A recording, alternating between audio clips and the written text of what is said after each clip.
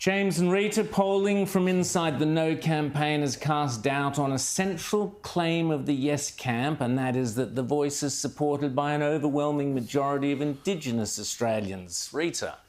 Well, I don't think this surprises anybody. Anybody who's had a look at the poll that the Prime Minister refers to and relies on for that oft-repeated claim would know how dodgy it is and how likely it is to be wrong. So I think anybody who speaks to people widely knows that this isn't something that is backed by all Indigenous folk. Of course it's not. Just like every other segment of the community, they have their own ideas. They don't all vote the same. They don't all think the same.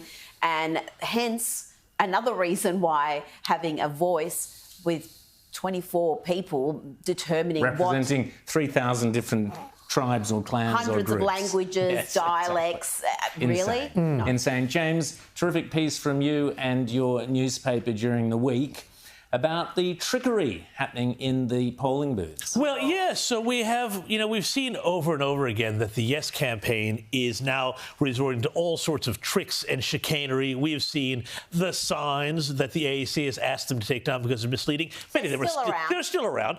We have seen the tweets that they've put out telling people that they could write an X to vote no. That's misleading. Again, the AEC has told them to take that down. They did take that one down.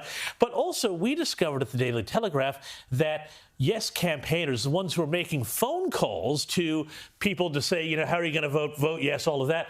They have been told to give a different message about the treaty depending on whether the person is in favour or against a treaty. So if they call you up and they say, we'd like you to vote yes, and you say, oh, I'm concerned about a treaty, then they say, oh, well, what are you concerned about? Well, I don't like the treaty idea. Oh, no, this is just an advisory body, so you can vote yes and there won't be a treaty. But if you say, I'm in favour of a treaty, you say, yes, vote yes, because that's the first step. So this is the trickery and the chicanery that the Yes campaign is getting up to because they are desperate. They know the polls are against them, and the only way that they can win this is through basically misleading voters. Well, we've had stealth and deception all the way through this campaign, and I'm sorry, I'm not as confident as people like Andrew Connell that the no vote will win. If you look at the polling booths, there are not the no volunteers out there. We need more volunteers manning those booths. You can go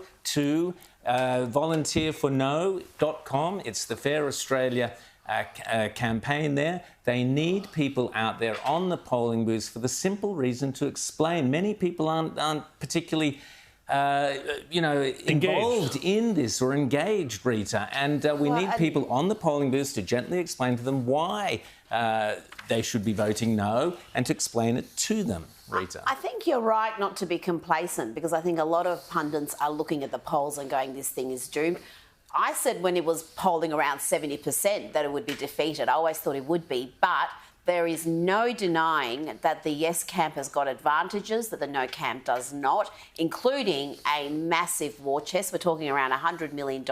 We've never seen anything like this in an Australian political campaign. That amount of money being spent in a short period of time, saturation ads, and then this chicanery with the AEC, that the signage that is almost identical to the AEC, deliberately so.